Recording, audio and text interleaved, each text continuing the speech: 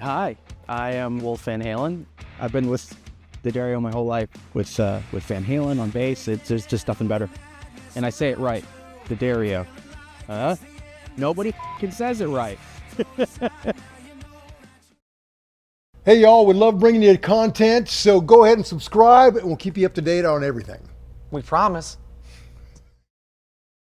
So what was your musical vision? I know this is something you've been wanting to do a long time before you got with Ed and made this thing a reality, but what musically are you thinking in your head that you wanted this thing to be?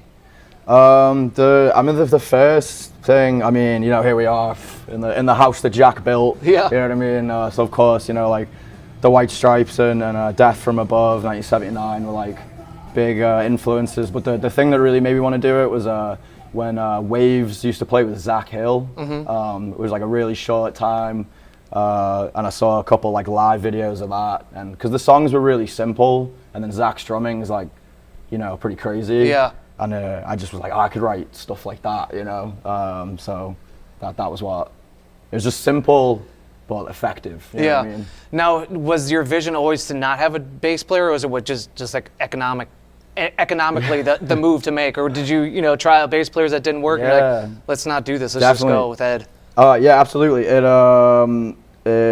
evolved in kind of a couple different ways. Where it was a 3-piece, and then it was a 4-piece, and then once I had figured out how to route everything and fill in the bass tone, then it just made sense for it to be a 2-piece. It was just like, why am I gonna? Because you get these people who, you go, I've written this song and let's play it, and then you get the bass player and he's like, what if we go to this note? And you're like, I've already written the song, so just play the song.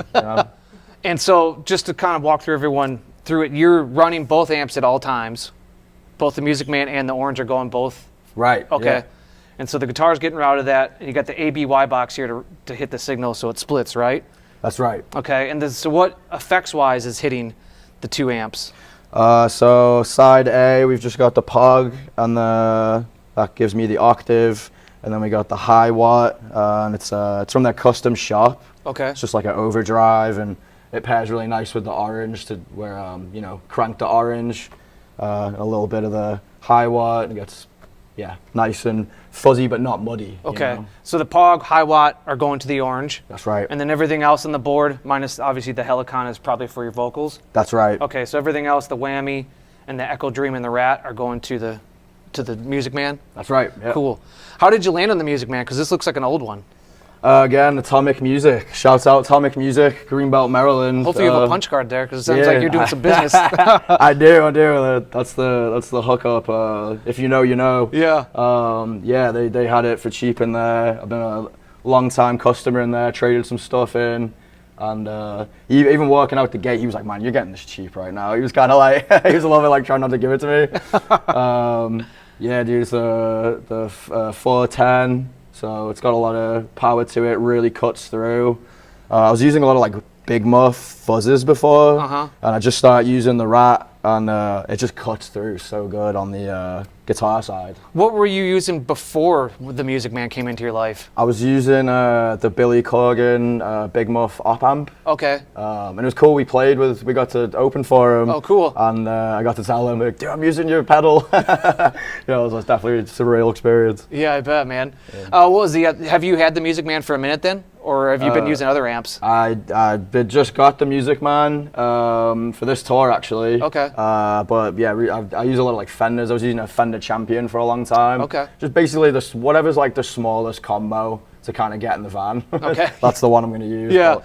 And then this, I imagine, has a single 15 for a speaker. Okay. Well, man, let's hear some of this. I actually want to see, but talk me through your pedal board, and like show me the kind of key sounds that you're having to rock. Absolutely. So we got a little bit of verb on it. Here's the Rat.